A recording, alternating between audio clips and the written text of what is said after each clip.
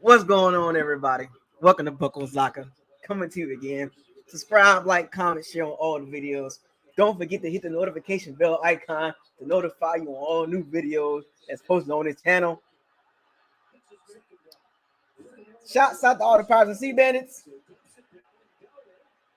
I'm just saying, we in it, baby. We in it, baby. What's going on with you? What's going on with you? We in this B. What's going on with your first down? Oh, I love my weekends, man. I love my weekends. Football, Saturday and Sunday. I love it. Can't get enough of football. I am a football head. I love talking about football. You know, I love being subjective and objective, mostly objective and fact-based. I'm just saying. I know y'all seen this weekend's football. Y'all seen football yesterday? Y'all seen football today? What stood out to y'all in football on Saturday and Sunday? We're going to talk about Sunday, but I wanted to touch base. Can't leave Saturday out, too. The Gators got the dub, and we ranked 22. Colorado lost to Oregon. That was expected. Florida State beat Clemson. Miami got the dub. USF got the dub. You know, Central Florida lost to Missouri. Missouri. Let me see. What we got? What we got, baby? Oh, yeah, the Dolphins got the dub. Yeah, Dolphins got the dub. The Rays win. The Marlins winning. You know what I'm saying? Florida looking good right now, except for UCF, man. Tighten up, UCF. But Florida looking good right now. High school football sound looking good right now. You know, I'm just saying that the Notre Dame Ohio State game was good, dog. That was a good game. Notre Dame choked at the end. Marcus Freeman had 10 players on the field. Should have took the penalty. Should have ran the guy there and took that penalty. Let me see what else. Oregon beat Colorado. That was expected. I don't know why everybody's happy that Colorado lost. That was expected. Let me see what else. Texas won. Alabama don't look good to me.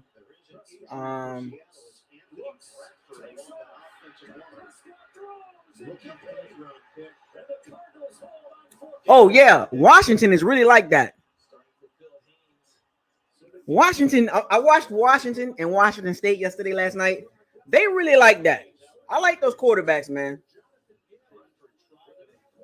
I do. I like Michael Penix, man. Cameron Ward, sleeper quarterback. Pac-12 got a lot of quarterbacks. And I'm just saying, I'm going to put it out there for the Bucs fans. I know y'all don't really want to hear this, but it wouldn't hurt to grab one of them quarterbacks next year.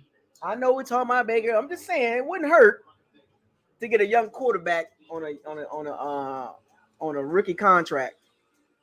But right now, the best quarterback in the nation right now is Michael Penix Jr. The best quarterback in the nation right now is Michael Penix Jr. It's not even close. If I had to pick a Heisman winner today, Michael Penix Jr. will win the Heisman as of right now. Now, things can change, but I got to say this. I watched Washington play last night. That quarterback and that receiving core, they all going to get drafted. They all going to get drafted. You hear me? They all like Polk, Aduze, McMullen, Penix Jr. I mean, even some of their old linemen gonna get drafted in the NFL. It's insane how Washington offense is that good. I like their head coach. I like their offensive coordinator. I'm telling you right now, that dude Grubb, Washington Huskies OC, Grubb. That's the OC name, his last name. If teams not looking at him at the college level and the NFL level, they are stupid. Somebody need to grab that Washington Husky offensive coordinator. And if I was an NFL team, to keep it 100, I will snatch him up in a heartbeat. You feel me? I would, if I ain't gonna lie, if I was a team that's like middling around, like Oklahoma State, West Virginia, or anybody that's milling around, they got some talent there, go get that OC from Washington. You know what I'm saying? And if I was an NFL team, a GM, I would really take a look at that dude Grubbs from Washington, the OC from Washington. Take a look at him, man. That dude is innovative, man. Innovative. I love that offensive play call. It's aggressive. It's down the field. See, to me, my football philosophy is be aggressive. You know, be aggressive. That's my football philosophy. I'm not a conservative football fan. You know, I like aggressive play calling. You know what I'm saying? Not saying that you gotta be aggressive every down, but you gotta be willing. You gotta be in attack mode. You gotta be in attack mode, man. And I don't know why teams be in this conservative stuff, but I like Washington. Washington State, Cameron Ward. He might be a sleeper quarterback in the draft next year. Who else? Quentin Ewers. He's talking about Riley Leonard from Duke. You know what I'm saying? Jordan Travis. Van Dyke from Miami. So it's gonna be a lot of quarterbacks coming out next year, bro. I'm just saying. These next 2 years, you got to get your quarterback. I'm just saying. I ain't never seen nothing like this. I never seen nothing like this. Caleb Williams looking good. I'm just saying. But enough about that. You know.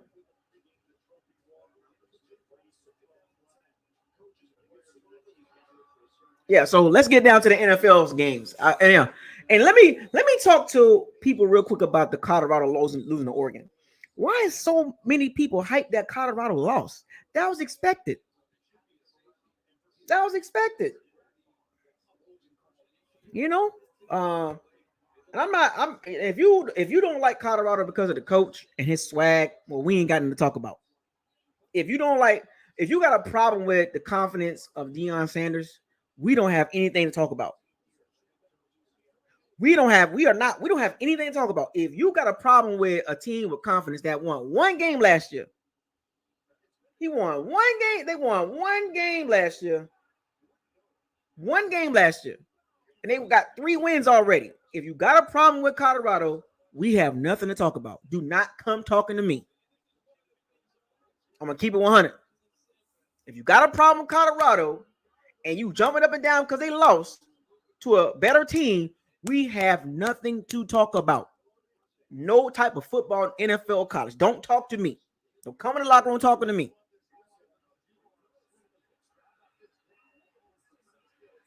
So now that I got that out the way. Yeah. See, the problem is people are insecure. See, confidence offends people's insecurity. Let me repeat that. Like Deion said, don't let my confidence offend your insecurity. I like a confident man. I like a confident man. Well, he know what if you're confident in what you do and you have proven that you know what you're talking about. You know what I'm saying? You gotta respect that man is a Hall of Fame NFL player, and people act like he dumb. You know what I'm saying? He's not dumb. He's a smart man. So if you got a problem with Colorado and how they carry themselves, then we have nothing to talk about. Look, I got Colorado winning 6, 7, maybe 8 games at best. I don't expect them to go undefeated. So many people was jumping up and clapping their hands about Colorado losing. Hey, I'm not trying to go there with it, but just read the comments. Sometimes click on them profiles. You're like, what? I'm just saying. It was a lot of them out there. And one of the girls, I made a tweet about it. I retweeted it on my Twitter. She said she said something about they taking a stand for all of us. What do you mean all of us? Like, what do you mean all of us? They taking a stand for all of us. What you mean all of us? Anyway, I don't want to get into that. So anyway, so let's talk about football today. Let's talk about football. Let's talk about today's games. What today's games? Yeah, all of us. What that mean? They taking a stand for all of us. What's that mean? What does that mean? What does that mean? All taking a stand for all of us. If you know who I'm talking about, just go on my Twitter page, Buckles Locker Twitter page, and you'll see the tweet. I retweeted it too. Like, what does he mean by that? All of us. I'm just saying. I don't like stuff like that. Anyway, so what stood out for y'all today? What stood out today? There's a number of things that stood out for me today. A number of things. A number of things stood out to me today. The Dolphins, the Colts beat the Ravens in Baltimore. The Packers came back from 17 points down. The Vikings lose again. The Bears. The Bears are terrible. The Bears are terrible. Hold on, I'm gonna talk about the Broncos. I don't know what Sean Payton was thinking. He literally went to a team that is pretty much dead in the water. How do you lose a game 70-20? Devin Achey, the rookie running back from Texas A&M, 202 yards. How do you lose a game 70-20?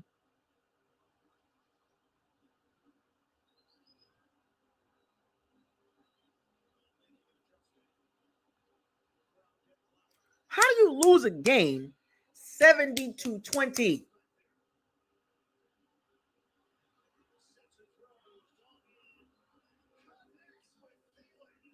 Can anybody explain that?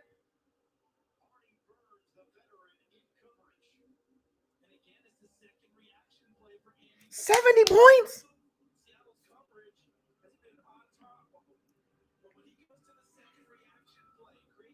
Somebody got to get fired, bro.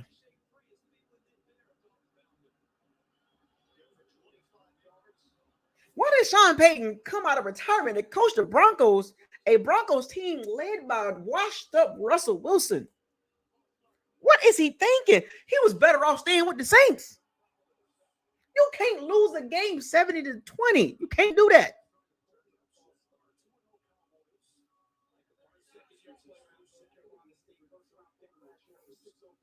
That's in. When the last time we've seen that?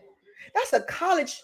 That's like they made the Broncos look like a college team.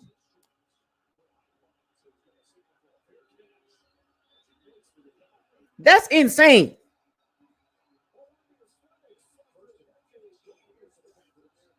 He should have stayed his butt retired or stayed with the Saints.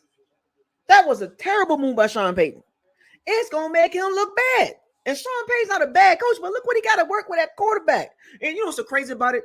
The Broncos got they got weapons.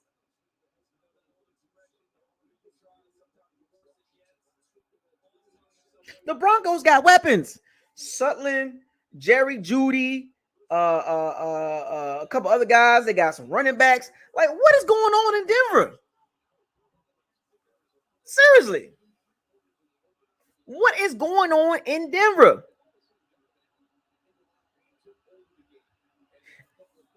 I was listening to Sean Payton's press conference, man. He like, damn, like I'm looking like, what the? I'm trying to figure this out, man. I was watching some of the game, dog. It was embarrassing. Miami did whatever they wanted to do, and Miami's really good. But come on, we just watched Miami play New England, and they didn't do that against New England.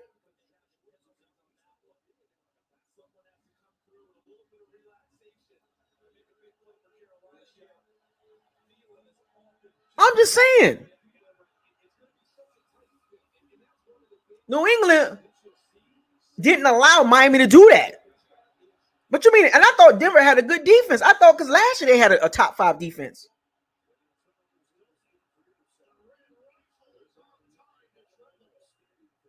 I'm just trying to figure this out.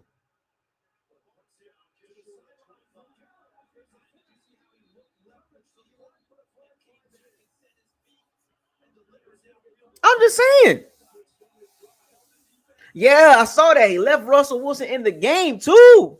And they only put up 20 points. You would have said, okay, they at least could have put up 50, right? Or 40 something, right? They put up a measly 20 points against 70. See, I know a loss is a loss, but Lane, you could have put up 45, 50. I think that team is checked out.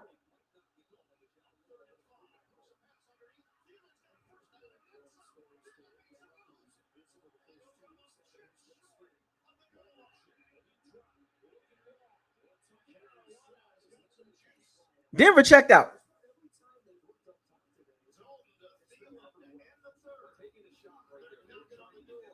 Denver checked out. That team is checked out.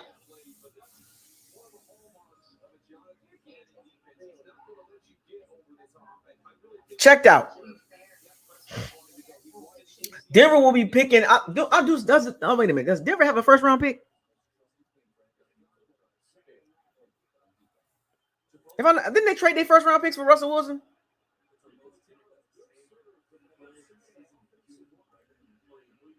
If I'm not mistaken, they checked. Yes, they checked out. That team is done.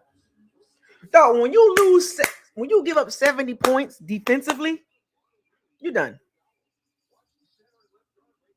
I can't wait to hear what Rex Ryan had to say because Rex Ryan interviewed for that position, and they didn't. And Sean Payton didn't pick Rex Ryan. I cannot wait to hear what Rex Ryan got to say about Denver's defense. And what's so crazy is Denver got some guys. They got to flush that team, dog. They got to flush. That's not Sean Payton guys.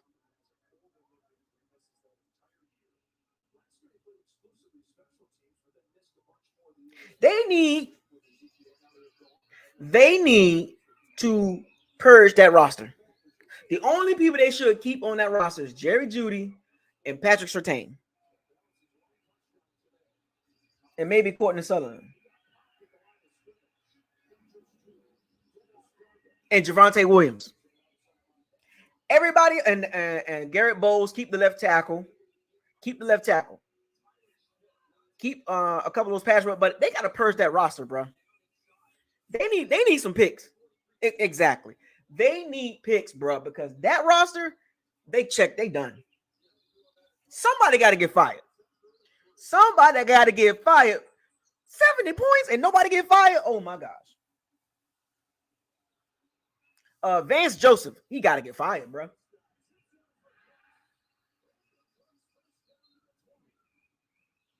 Vance Joseph is the DC. He needs to be gone. He needs to be out of there.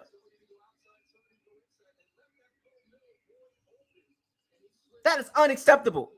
That is asinine performance by a team like that. A professional football team at the highest level. You mean to tell me 70 points? That team, I'm going to say this again, they checked out.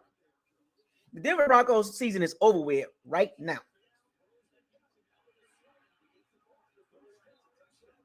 Their season's over with right now. I wouldn't be surprised Sean Payton won it done.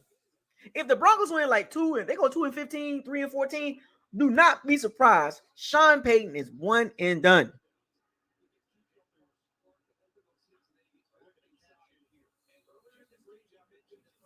Do not be surprised he won and done because you can't. And don't be surprised they lose more games like that. You know how embarrassing that is.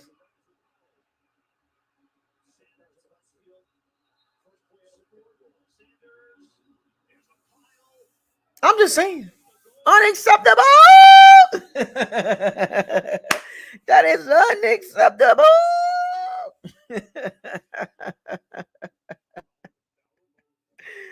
Oh my gosh.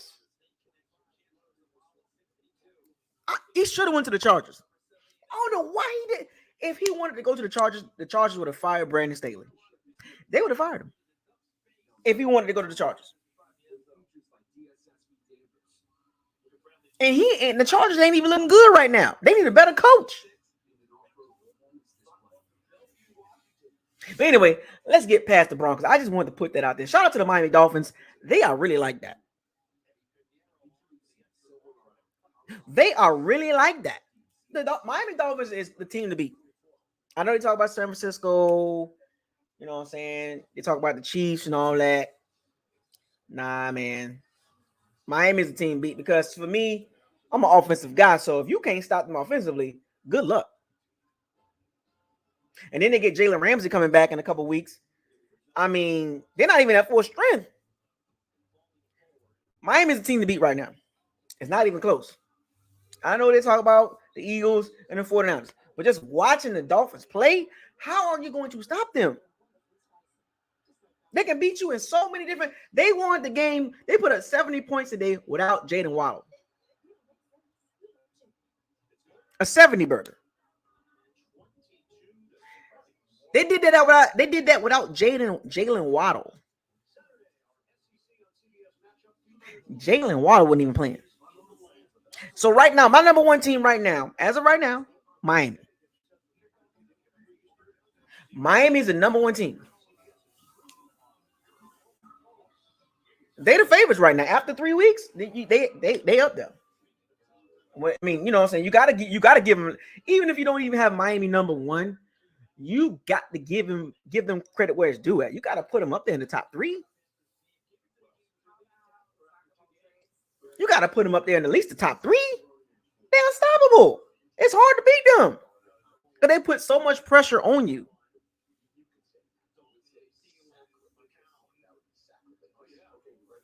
They put so much pressure on you. Shout out to Miami. Also, let's get to the NFC South. Man, what is going on here?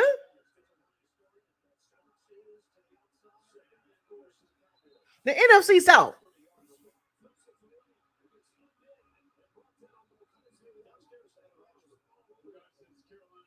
I'm just saying. NFC South, come on, man. Panthers losing right now.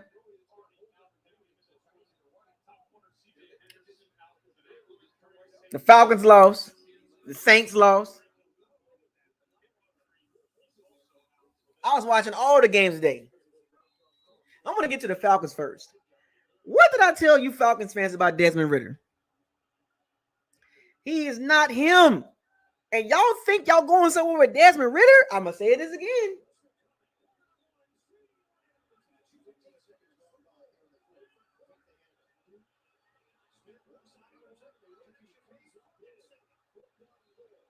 I'm going to say this again.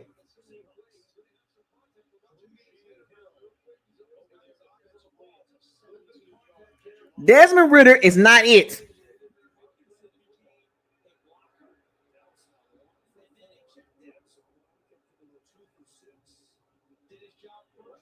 Desmond Ridder is not it. Atlanta Falcons fans, I'm going to say this again. Desmond Ridder, anything over 10 yards, hold your breath. They charted his throws. When the Falcons was 3rd and long, he was like 1 for 10 or something like that.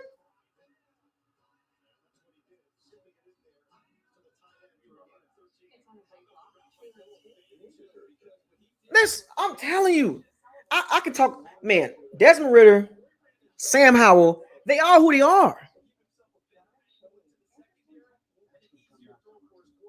Desmond Ridder's not. I'm telling you, from a just eyeball test, Desmond Ridder is a Marcus Mariota clone. Not good on 3rd and longs. He's good between 0 and 7 yards. Anytime you ask him to throw the ball consistently, he can't do it. He had some terrible throws today. I'm talking about missing guys, open guys. And Atlanta Falcons fans trying to convince themselves that Desmond Ridder is the guy. You guys need a quarterback. Falcons fans, you guys need a freaking quarterback. And there's plenty coming out next year, but Desmond Ridder is not it.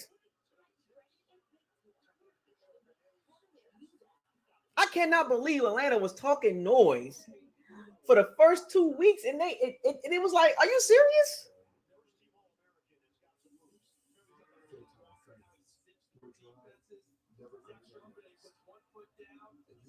Couldn't believe it. I'm watching the game like Desmond Ridder is awful. When here's the thing, today's NFL, if your quarterback cannot throw the ball, you're done.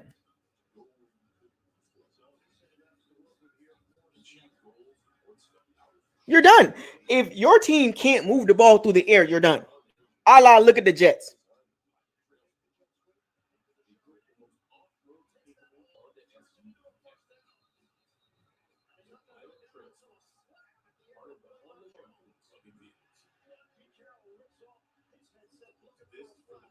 Look at the Jets. The prime example. If you can't throw the ball through the air, you're done.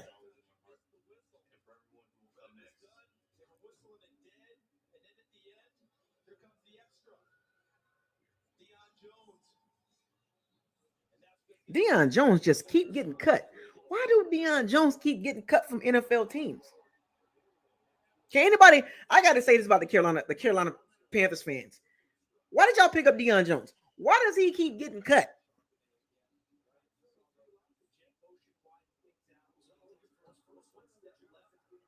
Why do Deion Jones keep getting cut? I thought he was good. I thought he was solid. So, if you can't move the ball through the air, you are done. How many times I'm going to tell people this? If you're going to say it's a quarterback-driven league, if it's a quarterback-driven league, why are at least half of the quarterbacks can't move the ball through the air consistently? They look good checking the ball down, but when it's time to have them throw the ball, they can't do it.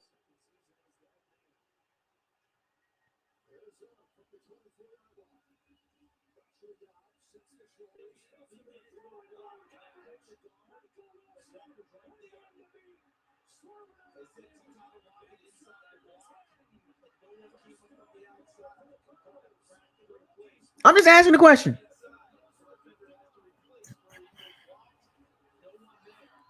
I'm just trying to figure this out.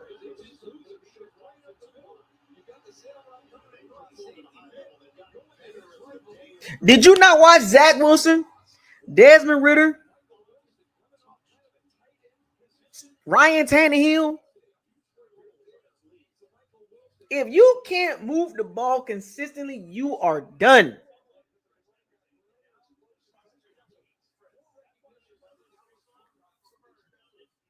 I don't know what Atlanta fans is weird to me. They think they're better than what they really are. What are you doing, Atlanta fans? I know you complaining now because the first 2 weeks it was, oh, Desmond Ridder, you know what I'm saying? Da, da, da. No, man. He's terrible on third down. Look, the fact that I have an offensive background, I'm big on red zone and third downs. I'm big on that, right? If you struggle on the money downs, third downs, and red zone against the blitz, stuff like that, I'm just not with that.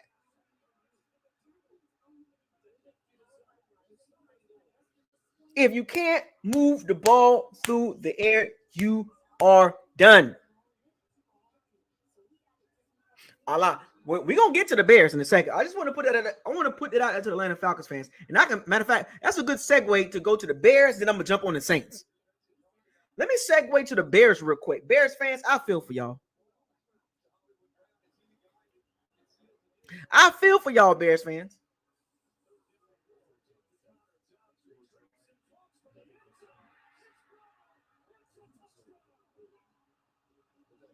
The Cowboys gonna lose the game. Cowboys fan to lose this game.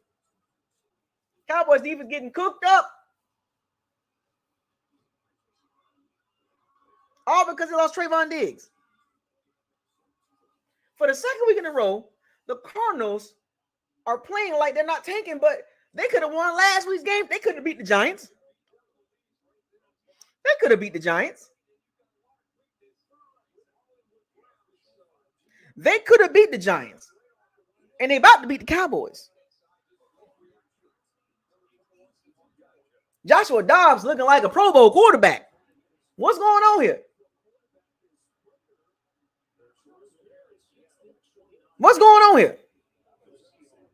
Now, let's get back to the Bears. Bears fans, I feel for y'all.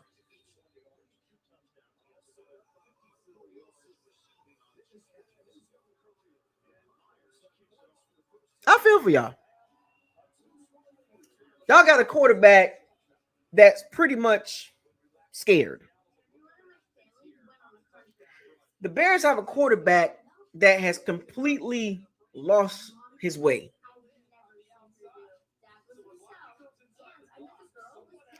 The Bears and the Jets are two examples of teams that have a quarterback, that aka the leader of the team, that can't play the position.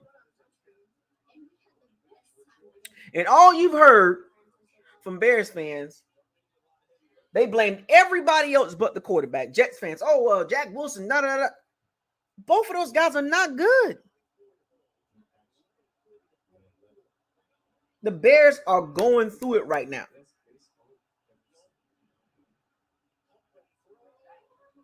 They're going. There's so much stuff happening with the Bears right now, bro. It ain't even funny. Yeah, exactly. The DC resigned. Their locker room got looted. Justin Fields had some comments about being robotic, and then the injuries. They got so much going on, dog. And Justin Fields is too much. It's too much. Justin Fields can't handle that.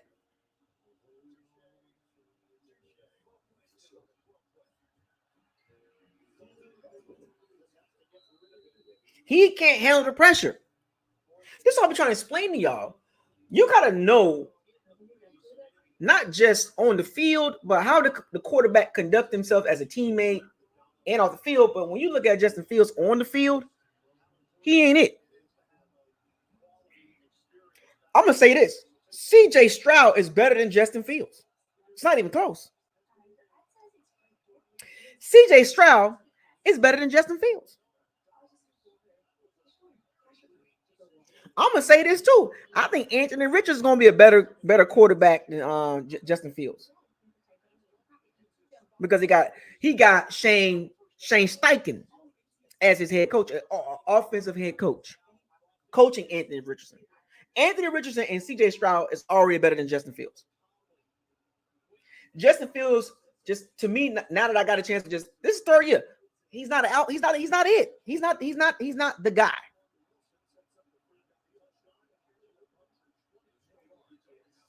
You know, Justin Fields to me is not an alpha quarterback. He's not like the guy that you be like, yeah. See, no, let me talk about CJ Stroud real quick. CJ Stroud, I think his entire starting O line is not playing. His left tackle not playing. I think his starting guard, his center, he missing like 3/4 of his O line, and he still look good. He played better than Trevor Lawrence today. CJ Stroud played better than Trevor Lawrence today. CJ Stroud missing damn near his whole O line.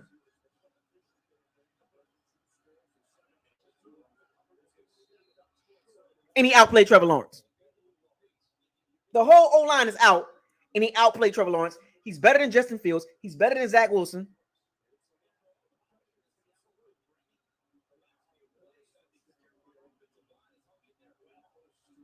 I'm just saying.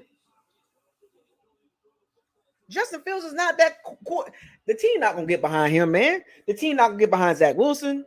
They're not getting behind these guys. They're missing the quarterback quality, the grit.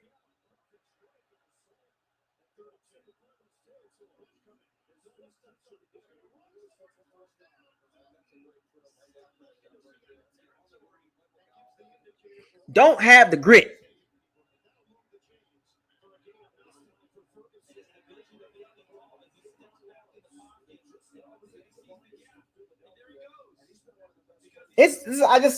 I've seen enough of Justin Fields. I gave him a chance. I was rooting for the young man, but it just at some point you be like, bro, you just it ain't it for you, bro. And it's so sad about Justin Fields. Good guy, good kid. He's gonna have to go to another organization.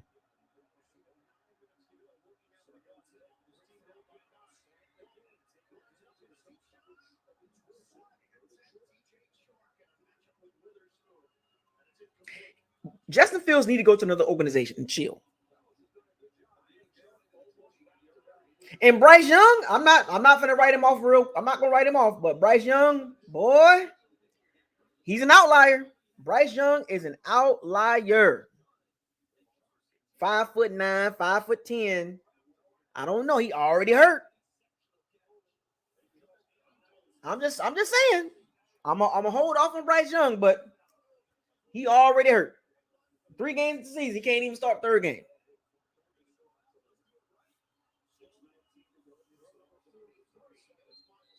I'm just saying, man. I feel for Justin. I feel for Justin Fields. He's a good kid, but he just ain't. He ain't it. He needs to go to another organization with a team with an offensive coach that can sit this young man down. He has arm talent. He has athleticism. You would think that he needs to read the Lamar Jackson playbook.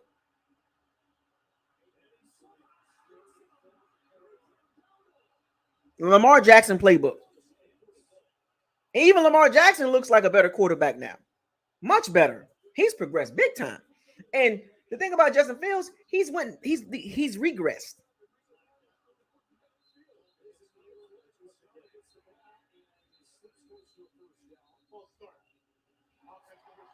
Justin Fields has regressed.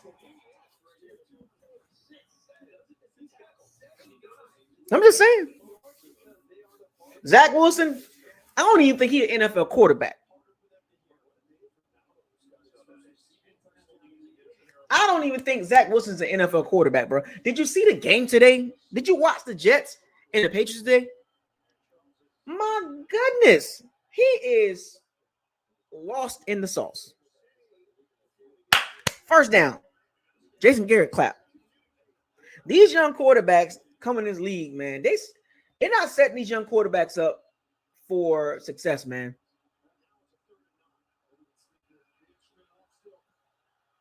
The Jets, they need to make a trade. I know they're talking about Kirk Cousins, and I heard Carson Wentz and Matt Ryan reached out to the Jets organization saying that, hey, I can come in and do something.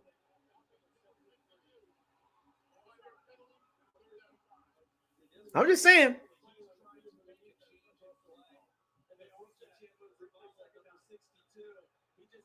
I'm just saying. Did y'all see Sam Howell today?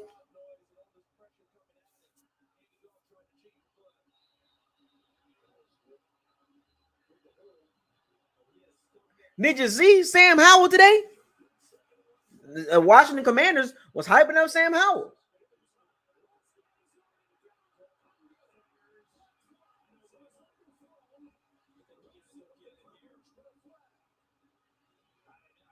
Did you see Sam Howell today? 4 picks. See, this is what I always tell people. When quarterbacks lack in some major areas in the NFL, it get exposed eventually. Sam Howell is not it. That's another quarterback. He's not it. Desmond Ridder, Sam Howell, it's not it. Zach Wilson, no. Those teams will be looking for quarterbacks.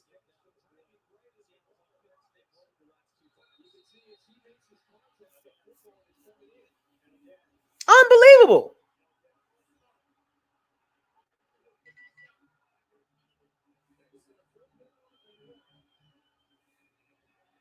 How I view quarterbacks, I just look at them. I look at quarterbacks different from some of you guys. I can tell that already.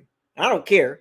You entitled to how you feel about quarterbacks, but certain quarterbacks, man, I look at certain tangibles and intangibles, and some of these guys just don't have it. And I'm a ride with it, because when I make my point, I don't go back. That's just how I am. I've made my list of quarterbacks. That's not it. Oh yeah, shout out to Usher.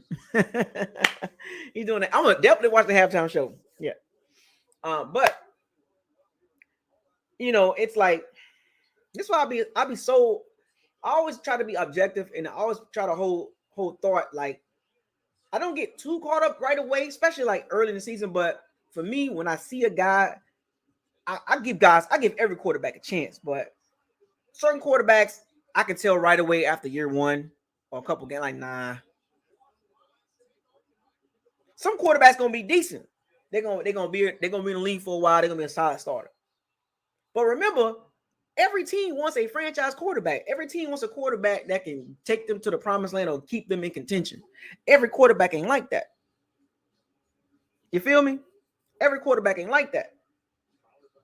Because at the end of the day, we've seen quarterbacks get to the big dance. We've seen quarterbacks be on teams that get to the playoffs and still end up on another team.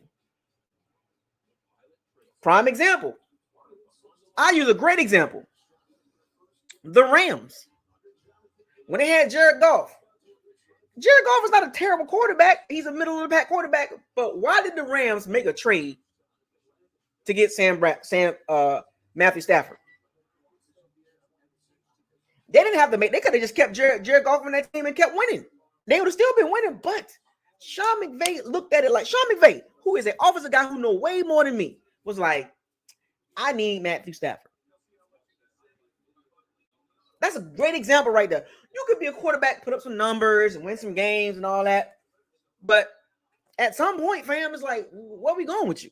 And literally, Sean McVay, an offensive guru, was like, okay, Jared Goff, I had enough.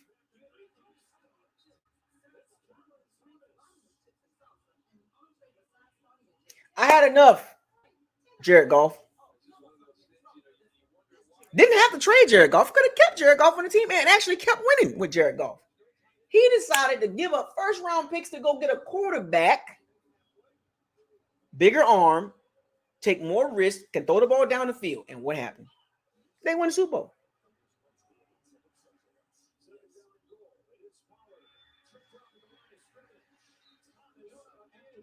I'm just saying. Sometimes you can be masked behind talent, but when you look at the quarterback, it's like you're not a bad quarterback and you're not an elite quarterback. But sometimes people like to put quarterbacks in a position where they in actuality they are who they are. And you can actually go back to college and see that. You know what I'm saying?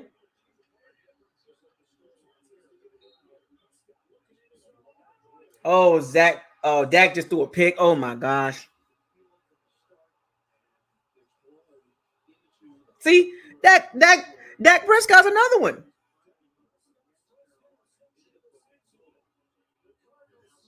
You know what's so funny? Cardinals got up for this game. Why they didn't do this last week? They think about this. Let this sink in, folks. They let Daniel Jones go up and down the field in the second half. But for some strange reason, this week, they decided to play all 4 quarters.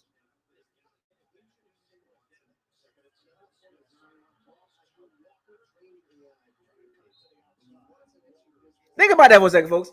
You mean to tell me last week Arizona played a great first half, and in the second half they just laid an egg against Daniel Jones out of all quarterbacks, and we just watched Daniel Jones this past Monday Night Football look terrible. And then today they get up and play their hardest against the Cowboys.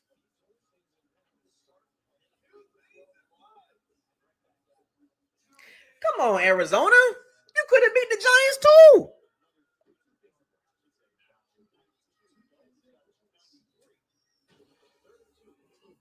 I find that funny. Arizona could have beat the Giants. They let Daniel Jones go up and down the field for whatever reason. Go up and down the field.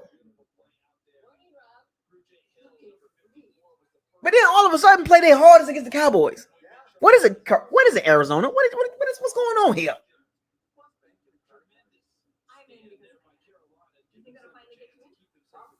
But anyway, let's get back to the cooking because I'm cooking right now. Because today, look, at every week or every other week, we're going to see teams drop off. And what I mean by teams dropping off is you'll see the cream rises to the top. Then you got the stuff that settles in the middle, and then you got the teams that are just going to fall off the map. As of right now, I know it's only 3 games, but I'm just saying, a couple teams, I'm not even counting them to be in the middle of the pack. Come week 9, week 10, I just don't see them being in the middle of the pack as of right now. And every other week, we're going to see teams fall off to the wayside. And there's going to be one or two teams that's going to catch fire in the last 6 to 7 weeks. They're going to catch fire and they're going to be like, yeah. I don't know who that's going to be, but I'm just saying there's a couple teams that's like the Bears, no. They're done. The Bears are through. And as far as the Jets, I'm not saying they through, but they look like they through. The Broncos, I'm just saying, I don't know about them. Carolina, they struggling right now. They 0-2 right now. If Carolina lose this game, they 0-3. How many teams that go 0-3 go to the playoffs? I'm just saying. The math don't lie.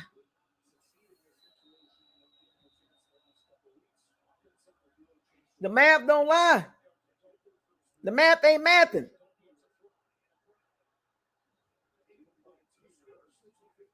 I'm just saying. I said the Bears and Broncos play next week. Oh, Lord, the toilet bowl game. Somebody going to be 0-4.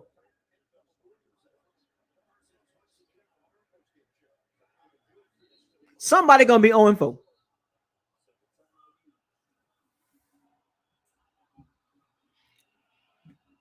The Falcons lost. The Carolina losing right now. They got the ball. Andy Dalton got the ball. Driving them down. Let's get on these Saints now. Let's talk about the Saints, right?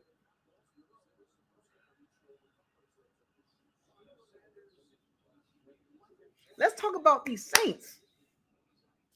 The New Orleans Saints.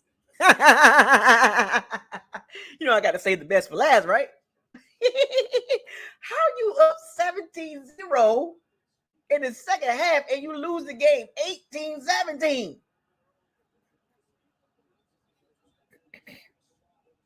Can anybody explain to me how in the hell do you lose that game against Jordan Love, another quarterback that's kind of like,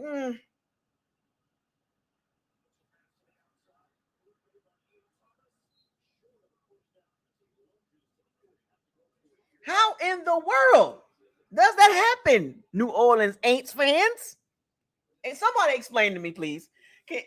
Matter of fact, can somebody objectively explain to me how the hell did New Orleans lose that game?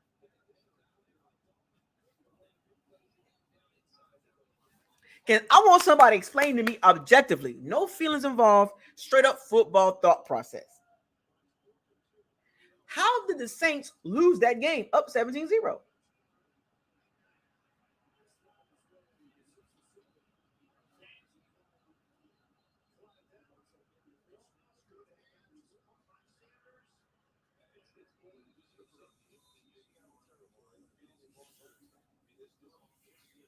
I'm just saying. Can somebody explain to me how did they lose the game? I'm waiting on the answers. I don't care about the extra. I don't care about none of that extra stuff. Explain to me objectively, how did the Saints lose that game with that defense? 17-0. Because what I seen in the fourth quarter, Green Bay scored 18 points. You mean to tell me if the Saints, don't get me wrong, the Saints defense is good. They play good for the most part, for like 3 quarters. And for whatever reason, Dennis Allen, this is my take.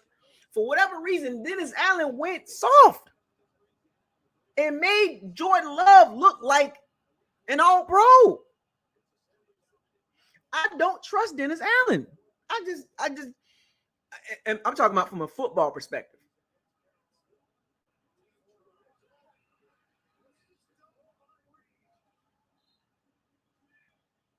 From a football perspective, Dennis Allen just doesn't move me. As a head coach, Dennis Allen, he lacks some things. He doesn't make great adjustments.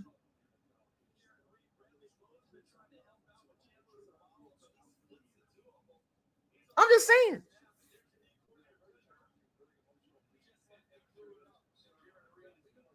Think about it. Dennis Allen, the only reason why the Saints going to be in a lot of these games is because of the defense, not because of the head coach, not because of the offense. The Saints O-line is terrible. I didn't realize how bad they are.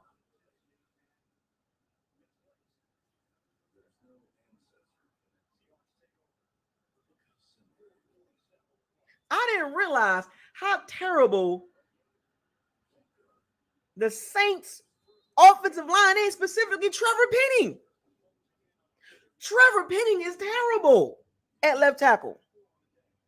His footwork, his hand placement is awful.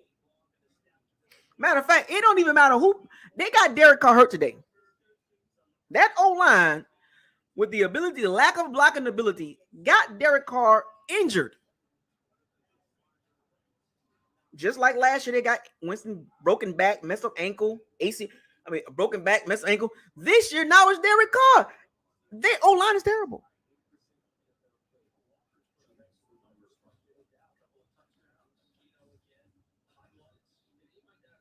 It don't even matter who playing quarterback for the Saints. Whoever it is, Carr, Winston, Hill, Jake Hayner, whoever playing quarterback for the Saints, they're going to get hurt.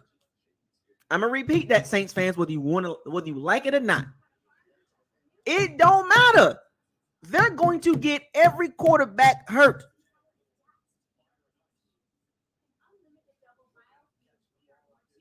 So that means the Saints offense is going to have to be less explosive.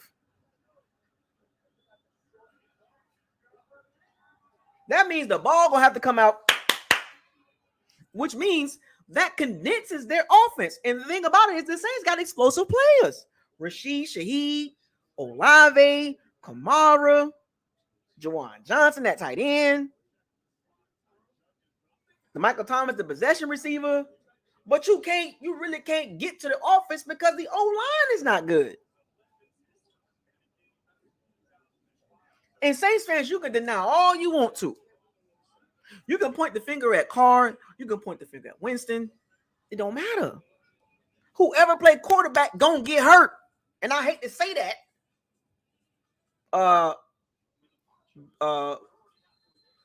And I gotta say this too. Speedy recovery for Derek Carr. I'm not a fan of Derek Carr as far as like his quarterback style, but just from a football perspective, I don't hate Derek Carr. Get well, Derek Carr.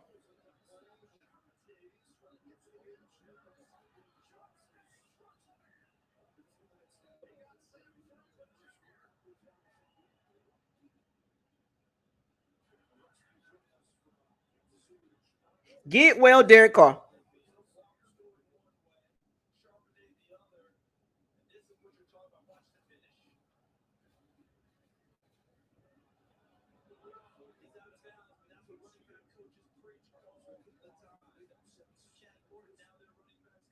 It don't matter who played quarterback for the Saints.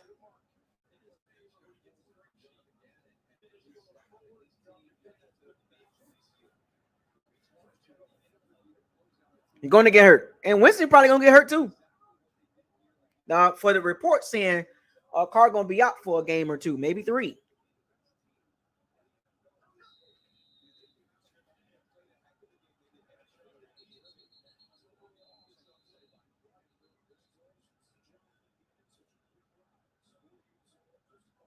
Winston going to get hurt.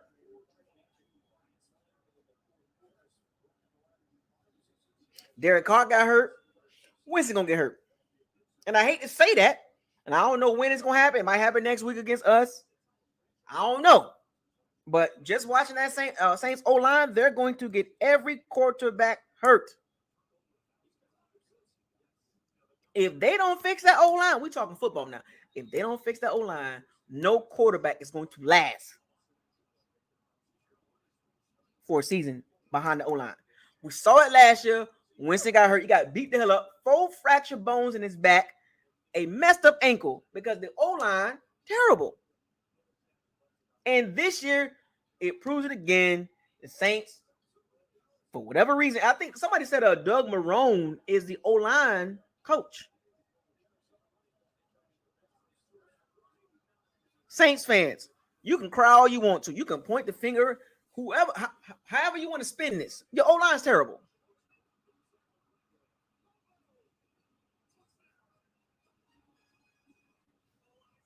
You can point the finger at Winston. You can point your O-line terrible. Pete Carmichael is terrible as a play caller. He is so outdated. I was watching the game. I was like, boy, the New Orleans Saints offense looks so outdated.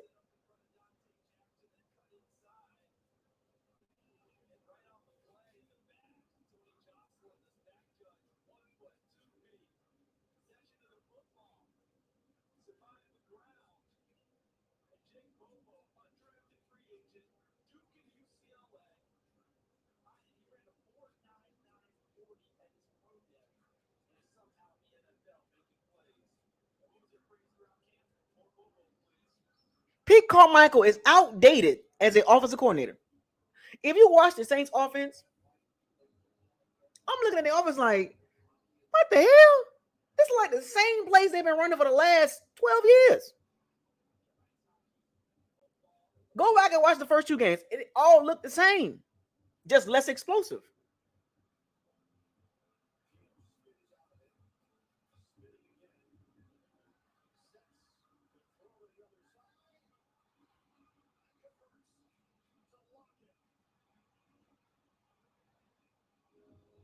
Oh, wait. By the way, Panthers fans, did you really thought Andy Dalton was going to win that game against Seattle? Andy Dalton is another one. Oh, look at the numbers. Andy Dalton done it once again. Another quarterback. You can't make this up. And remember, Saints fans was capping for Andy Dalton too. But you look, Pete Carmichael and that O-line is terrible. It don't matter. Like I said, I'm gonna say this. It don't matter who playing quarterback. Pete Carmichael and that O-line is terrible. The only reason why the Saints going to be in a lot of these games is because of defense and special teams. The defense will have to play lights out every freaking game. So they will be in a lot of games. They're not going to get blowed out a lot. I'll give the Saints that. I'll give the Saints fans that.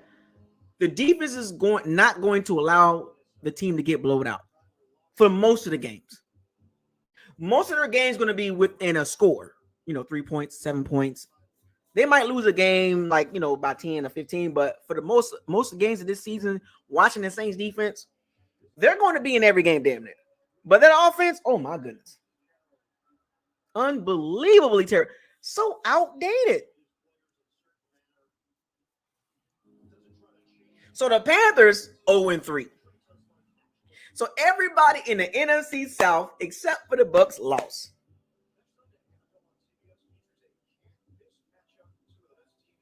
Everybody in the NFC South lost today. Oh Lord. Oh boy. Let me see. Well, 6-2 going into this game as a division. Now that the day's pretty much over with, now the NFC South is 6-5. Dang it. 6-5.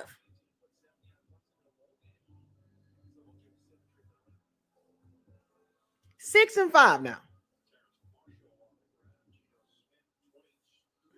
I'm just saying, folks. I was reading. I was catching the room. You know how they say read the room before you say anything. I was reading some of the fans, Saints fans comments. They all over the place, and it's so funny. Now I was watching this game, and the Saints had a chance, which I find is funny. The Saints had a chance to take the lead with the field goal. I think a rookie field goal kicker. They had a chance to go up 20-18. 46-yard field goal. The kicker missed. Now, all day long, I've seen kickers make 50-yard field goals. Do you know what the narrative is?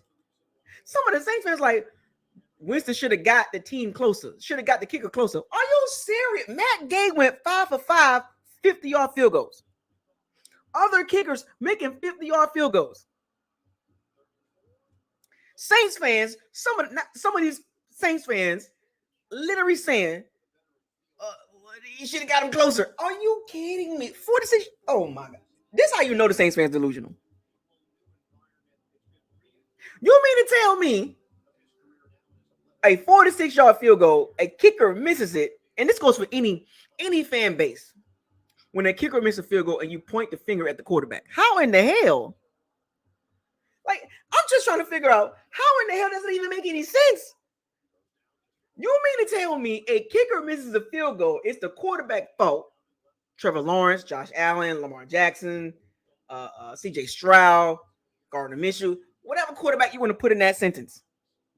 The kicker missed the field goal, it's the quarterback fault because the quarterback didn't get the kicker close enough. Meanwhile, you got kickers out here making 50-yard field goals all day long. Come on, Saints fans, make up your mind. Make up your mind. Are you talking about football or are you talking about feelings?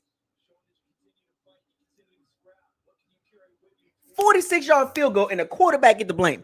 This ain't got nothing to do with the quarterback in particular. This just letting you know the thought process of some people.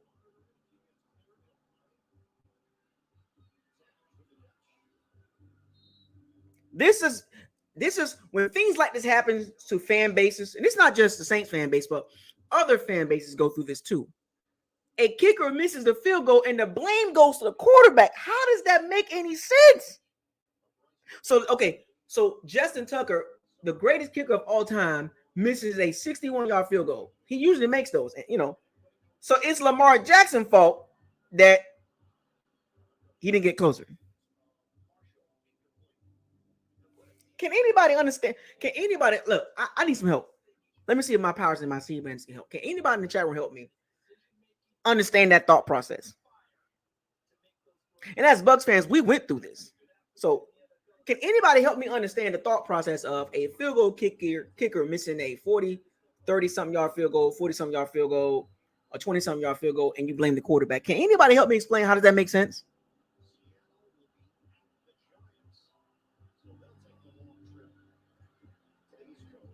Can anybody help me? Can anybody help me understand that logic, that theory of the kicker missed the field goal because of the quarterback didn't get him close enough?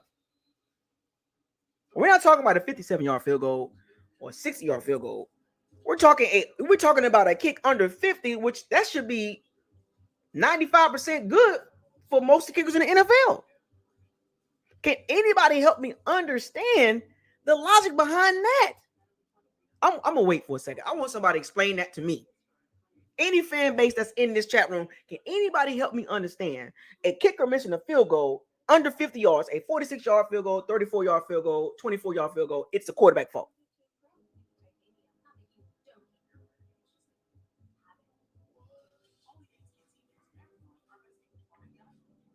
Saints fans are delusional. This how you know. Look, Bucs fans, I don't want us to be like the Saints fans. Don't be like the Saints fans. Completely illogical.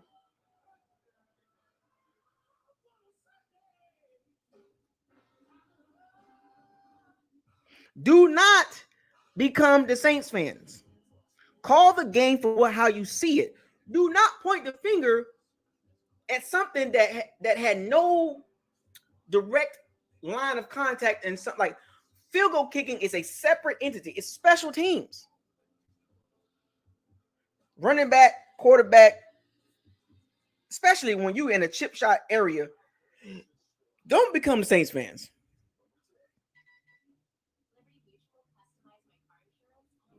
Please, Bucs fans, do not become the Saints fans.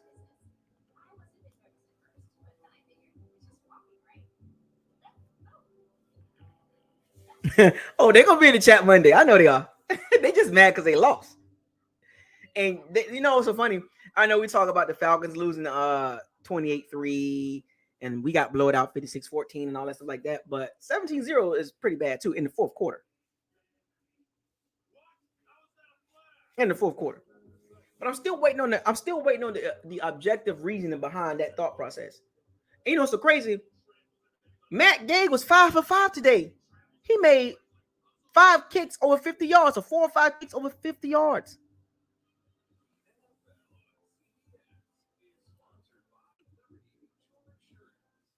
The kicker got one job. Saints fans, get over yourselves. What you thought you was going 17-0? Did you really thought you was going undefeated? Saints fans, did you really think you were going undefeated? I don't care how good your defense is. Matter of fact, even before this game, the Saints offense didn't look good. Pete Carmichael is washed. He is washed out as an OC.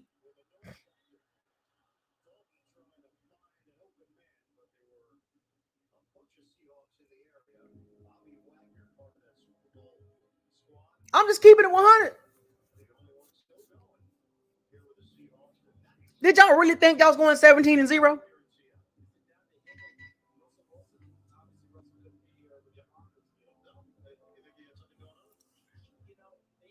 Like, I know Saints fans, they mad at at uh at this game, but y'all didn't look good before this game.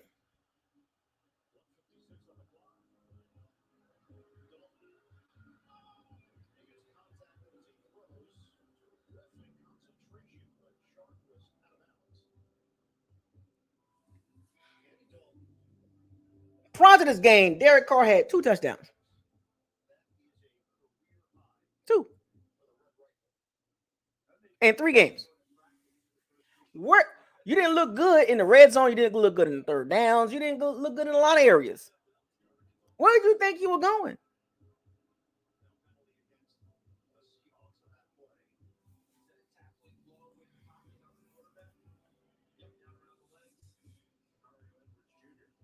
In typical Andy Dalton fashion, Andy Dalton puts up good numbers, and then you look up, they losing by 17.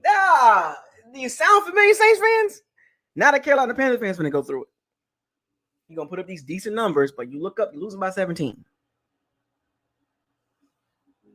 Anyway, now let me talk about the Bucs. From what I've seen today, I watched pretty much every team that's going to be on our schedule. Titans game, we should be able to beat Titans. We should be able to. The Texans might be tricky. I don't know. I'm looking at both of those games, but I'm watching these teams play as they progress. You know, and I gotta say is I know. Look, the Bucs are 2-0 now. Now I got to keep it 100 too. The Bucs are 2-0, right? But let me ask y'all this question as Bucs fans. As a Bucs fan, let me ask y'all this: is the Bears that bad, or the Chiefs' offense that good?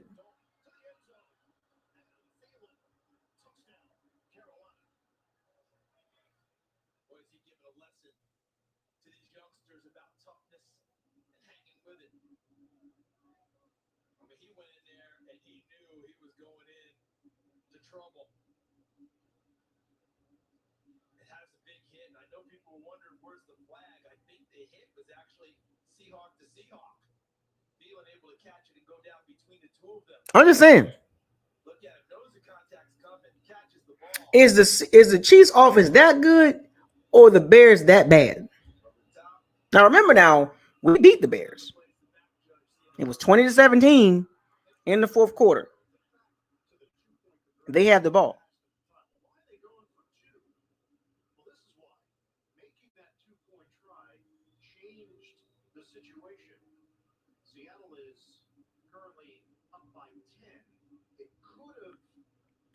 So is the Chiefs that much better or the Bears that bad?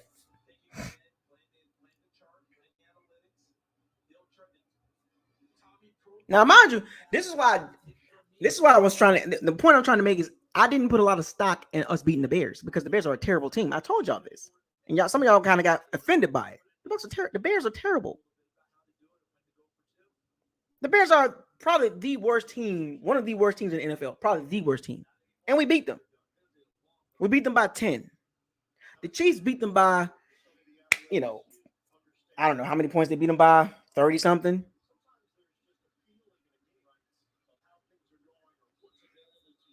But Bears got 3 losses. And if you look at the Bears' losses, the only loss that they have that was not bad was against us. So I'm just curious. I'm just trying to connect the degrees of separation. I know Kansas City is really good, but damn, they waxed the Bears. The Bears offense didn't really do anything. But against us, they was moving the ball. So I'm just trying to understand, is the separation between the Chiefs and the Bears that wide, or the Bears are just, are the Chiefs that really that good, or the Bears really bad? I'm this conversation. Relax, get out your feelings. I don't care about your feelings. I'm just giving you some facts. The Chiefs blew out the Bears. So is the Chiefs really that good? Like they are just like well beyond the Bears, or the Bears are just terrible?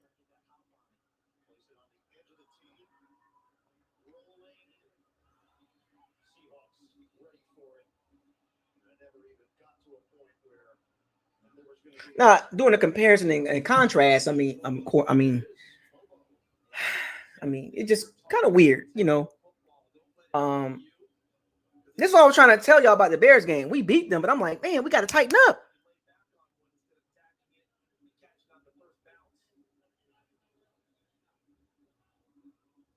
We got to tighten up. If the Bucs want to reach, if the Bucs want to be at the top of the cream of the crop, they got to do what the Chiefs did to bad teams. You can't be struggling into the fourth quarter with 2 minutes left against the Bears. You get what I'm saying? We're just having football conversation. I don't care about your feelings. We're just talking about football. Have some logic. We cannot, moving forward, we cannot be struggling with teams like the Bears. Can't do it. We got to blow them out. If we want to be where they need to be at, if as a fan, if you want the Bucs to be at the cream of the crop, the cream at the top, they need to dominate all the way, not struggle for 4 quarters and then the last 2 minutes pull out the victory. Can't do that. If you want to get to the dance, you got to beat these teams like the Chiefs beat them, like how the Bills beat the Commanders. You got to beat them. And convincingly. You can't be like leaving doubt. Can't do that. Which I'm trying to tell y'all, we still got a long way to go with the Bucs. I like where the Bucs are going at. The arrow is pointing up, but we got a long way to go. We 2-0. We got the Eagles tomorrow. I'm just saying, we got a long way to go. It's a long season, folks. A lot of improvement. We beat 2 teams that are 0-3. What does that tell you? I'm going to say this again. We're not losing to bad teams. Vikings 0-3, Bears 0-3. Both teams, as of right now, are peaking in the top 5. That is a fact. Right now, those teams will be picking in the top 5. Right now, those teams are winless. That's a fact. We beat 2 teams that have no wins after 3 weeks. We got work to do, folks. These next 6 to 8 games, it's going to tell us a lot about the Bucs. And I told y'all about week 7, 8, 9-ish. We're going to see where we at. But I told y'all this last week, a week before. Vikings went on the road, got the victory. That's cool. But 2 weeks later, they 0-3. The Bears, 0-3. So when you look at the schedule, we're supposed to beat them. We're supposed to beat the Bears and the Vikings, right? We're supposed to beat. Look, there shouldn't have been no doubt. That's the point I'm making. We're supposed to beat those teams, right? Now that I'm looking back on it, as the season goes, you can always. It's okay to reflect. Those teams are not good right now. Now, don't get me wrong. The Vikings can go on the run. The Bears can go on the run, right? Like, let's be real. The Bears and the Vikings can all of a sudden win 5 games in a row, right? It's still early, but I'm saying, like, looking at those teams now, they're not good right now. Right now. They're not good. And we know for a fact the Bears are terrible. The Bears are terrible. But the Bears can go on a winning streak. I mean, hashtag probability versus possibility, but you get where I'm going with this. But as of right now, the facts remain that both teams are winless. That's a fact. The Bucs are 2-0. That is a fact. The real test, which is another fact, will be tomorrow. That's going to be our first test of the season. That's a fact. Am I lying? Where am I lying at? The Bucs are 2-0. That's a fact. Both teams that we beat are 0-3. That's a fact. And our first test of the season is tomorrow. That's a fact. This is a measuring stick early in the season.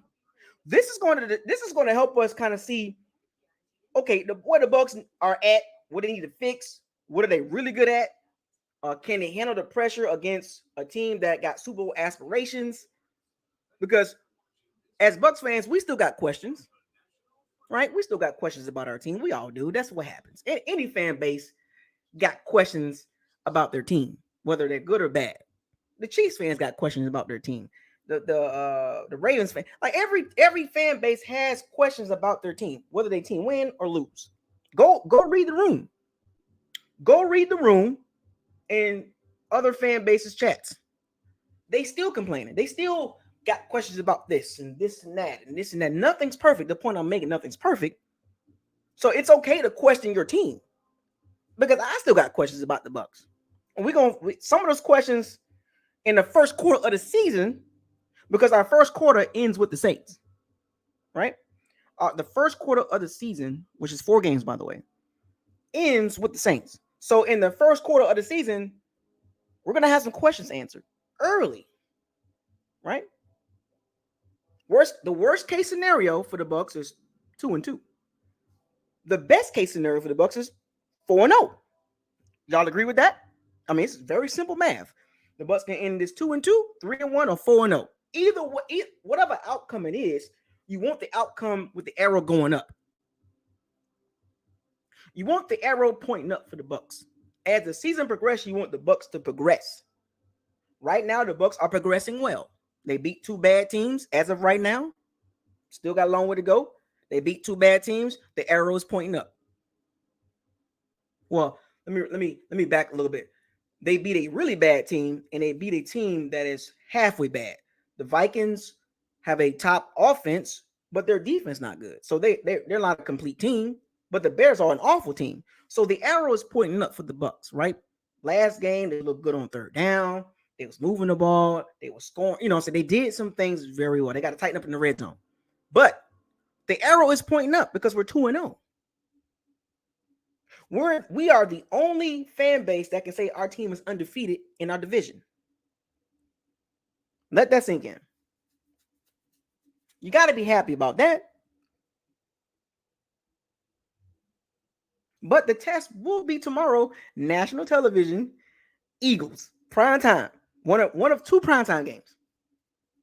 Look, whether the Bucs win or lose, I can't wait to see how the Bucs look against a team that's going to be competitive. They're going to be more competitive than the Bears, in my opinion.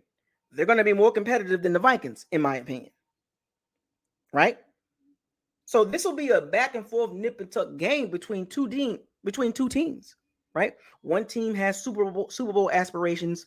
The other team, the Bucs, they're kind of like under the radar. I think we're still under the radar. Here's the thing. If we play the Eagles good, win or lose, I'm telling you, that radar is going to get people going to start watching us. They're going to be like, well, what's going on with these Bucs? You feel me? Because if we play good against the Eagles, win or lose, eyeballs going to start turning our way. Right now, people still got doubts. Other people like, But what if we play the Eagles really good? Win or lose? What happens then? What happens, folks? That means spotlight goes right back to the Bucs. The spotlight going to be more and more on the Bucs. If we win the game 24-21, what does that say? This is for real. And if we lose the game 24-21, damn, the Bucs played really well against the Eagles. Either way, you want the arrow pointing up. This is the point I'm trying to make. You want this game, regardless of the outcome, the arrow needs to point up. You feel me? You want the arrow pointing up regardless of a win or a loss. You can't win them all. Some of you got the Bucs winning every game. Don't worry, I'm still watching. Some of you got us beating every team we play, and that's fine. But the reality is that's not going to happen. But you want the Bucs in every game, and to be honest with you, you want the Bucs damn near every game to come out of the game healthy and looking good. Because look, a loss is a loss, right? But you don't want to lose 70-20. You feel me?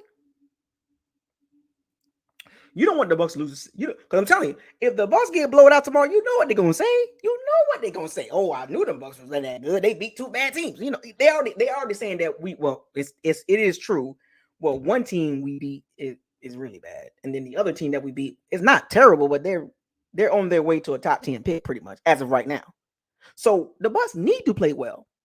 You don't want the Bucs exactly. I know JR Dot. You don't want the Bucs losing 70-20 because guess what's going to happen? Oh yeah, the Bucs are frauds. You feel me? So regardless, win or lose, you want the Bucs to play well. You want the arrow pointing up. When the game is over with, you want to have the conversation in the locker room and amongst other people like, shoot, the Bucs look good. The Bucs need to play to win. Can't play scared against the Eagles. I'm telling you right now. Gotta convert in the red zone. Can't play around and got to score touchdowns because at any moment the Eagles offense can explode. We know this.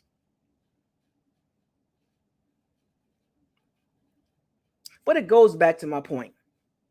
Win or lose, you want the arrow pointing up. Every week you want to see the arrow pointing up, or if the arrow is not pointing up, you want them to maintain where they're at. So let's just say on a scale of 1 to 10, the Bucs are at a 5 and they lose the game. You don't want that to go back to a 3.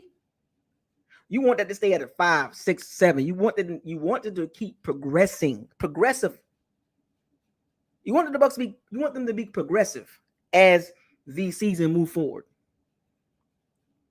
There's a couple of games on the schedule like you kind of want to see the Bucs do really good. There's a couple of games on the schedule you want the Bucs to be like, yeah. You want that arrow. Let's just say if the Bucs are at a 7-8, and these games I got circled, they come out of the games healthy, which is very. Are y'all not watching these injuries around the league? The Bucs must stay healthy. I'm gonna repeat. I know this game gonna be tough tomorrow, and there will be a couple other games gonna be tough. That Lions game gonna be tough. The Saints game gonna be tough. The Bills game gonna be tough. The 49ers game gonna be tough. I think that Packers game might be tough, right? But those games you want the Bucs to be healthy first and foremost, to have a shot at the big dance, right? At the to be at the top. The Bucs must stay healthy. Regardless of the outcome of this game gonna be tough, folks. It's gonna be tough. But you want the Bucs to look good and come out of this thing healthy. Win or lose. We can't really afford a lot of injuries because as you see around the league, people are getting hurt and they're dropping like flies. Depth is being tested early in the season on a lot of teams. Cowboys was missing a lot of people. The Packers was missing a lot of people. And many other teams, Ravens missing a lot of people. The Texans missing their whole O-line. The Eagles missing people. Cowboys lost their top cornerback. Injuries are a part of the game. And as of right now, the Bucs don't have any major injuries. Exactly, Mom, for Christ. People are dropping like flies. Mike Williams, the Chargers receiver, he might have an ACL injury. Nick Chubb, Mika Fitzpatrick, chest injury. Austin Eckler, hurt ankle. Bryce Young, like all around the league, and we're not even through the first quarter of the season. People are dropping like flies. Football is no joke.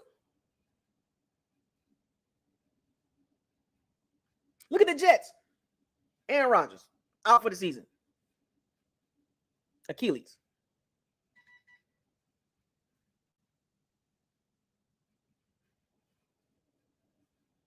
The Bears, injuries. I mean, this is no joke, folks.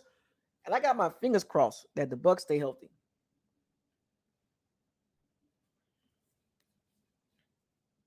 I mean, like, because if you look at the roster right now, for the most part, I would say if you had to put a percentage on it, I think the Bucs are like, what, 95% healthy? I mean, I know Kalijah Clancy's out, Carlton Davis with the turf toe, Devin White with the growing, but nothing major, right? I mean, we don't have any major injuries. Like, he's out for weeks. So we don't have a Derek Carr situation or a Nick Chubb situation or a Trayvon Diggs situation. We don't have a Mike Williams situation, an Aaron Rodgers situation that we got to deal with, that we got to fight through, or a Ravens situation with J.K. Dobbs out for the season. We don't have that situation. You feel me? So I think the football guys that the injury bug is a major injury bug is avoiding us. And I want to see the Bucs first and foremost come out of this thing healthy, because as long as we can stay healthy, we're gonna be a problem. I'm giving y'all football reality. If we stay healthy, we're gonna be a problem. I'm gonna keep saying this every week. The Bucs are not a terrible team. They're not a bad team. They're not gonna get blown out a lot, folks. I meant what I said. I don't care about all that extra stuff you're talking about. The Bucs are not going to get blown out in a lot of games. No way. The defense is too good. Are we gonna have a little bit of stinker here and there? Sure. But overall, I told y'all this. I'm gonna keep saying this again and again until y'all understand what I mean by this. We're gonna cause a lot of problems. Starting tomorrow. Yes, I got the Bucs losing in a close game, but look good. What was that? Was it 24-20? Or 24-21, something like that? 24-20? It's okay, folks. We're not going 17-0. I gotta pick something.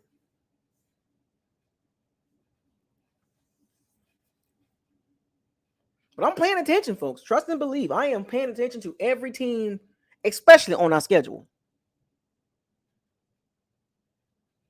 The Eagles, Boston Scott not playing. Quez Watkins not playing. They got a couple guys nicked up. N'Kobe Dean not playing. We gotta come to play. This ain't no tap dancing game, folks. We got a couple games on the schedule, in my opinion, that's cupcake as I'm watching these teams.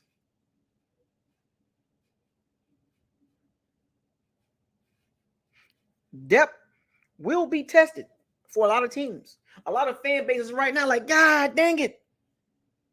Look how the Chiefs look without Travis Kelce, a major component to their offense. Now that they got him back, they look pretty good, don't they?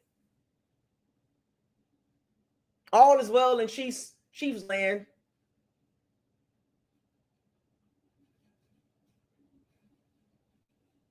The Chiefs look like Oregon. They look like the Oregon Ducks beating Colorado today when they beat the Bears. They supposed to do that. And they did it how they supposed to do it. The Dolphins are missing Jalen Ramsey. They still winning.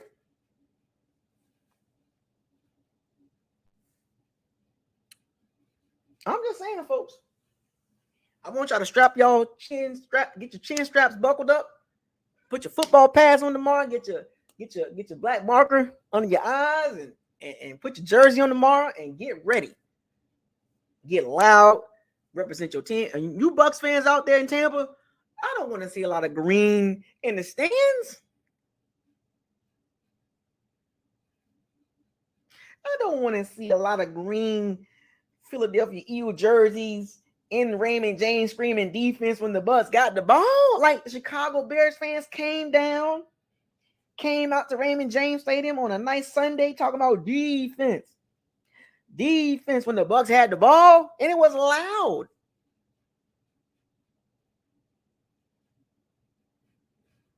I know, Jonathan Brutus. You know how this works. You know, hey, look, they don't care about the wins. They care about when you lose. The only time they show up is when you lose. Look at the feedback when certain individuals lose. When Colorado lost, they was all out. Y'all saw it. It was all over Twitter. All over Twitter. Even though it's so bad that college coaches around in the NCAA don't like Deion Sanders. It happens in the NFL. When you lose, they come out. Them crows come out. Them vultures, they come out ready to pounce on you.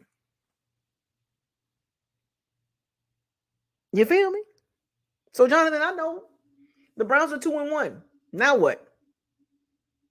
Because they sure was tearing them up last week. What's wrong with Deshaun Watson? Oh, well, the Browns 2-1. Now what, media?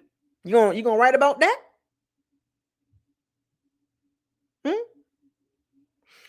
They waiting on the Bucs to look bad.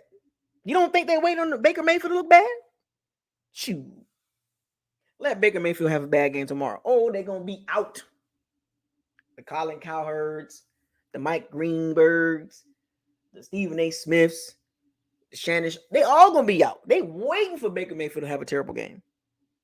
They waiting for it. That's when they're gonna come out. Around social media. So, Bucs fans, get ready. And I'm gonna say this last thing too. Don't get mad.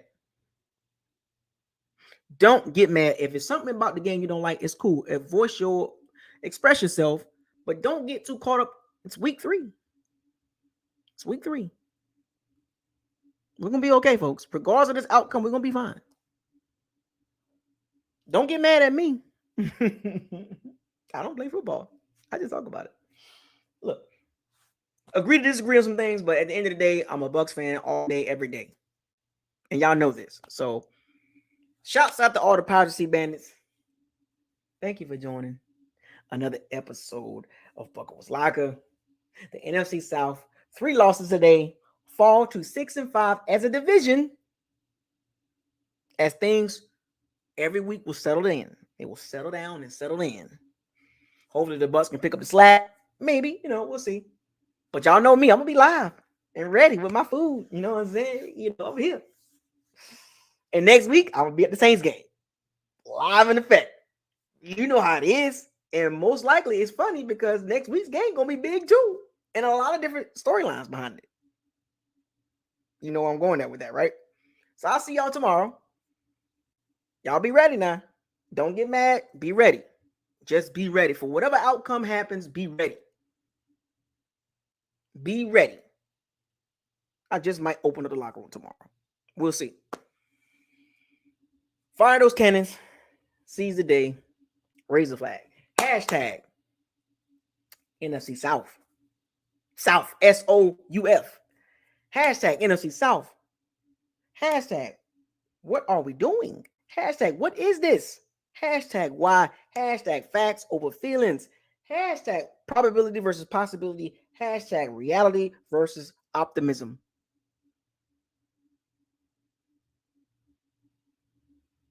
Okay? Hashtag what did your eyes tell you? Hashtag shake and bake. Hashtag pay Mike. Hashtag we coming. You feel me? Buckles Locker is out. Oh yeah, one more. Hashtag probability versus possibility. Okay? I'll see y'all tomorrow. I'm about to go eat me some shrimp. You know what I'm saying? Some shrimp and some jasmine rice. I'm out. I'll holla at y'all.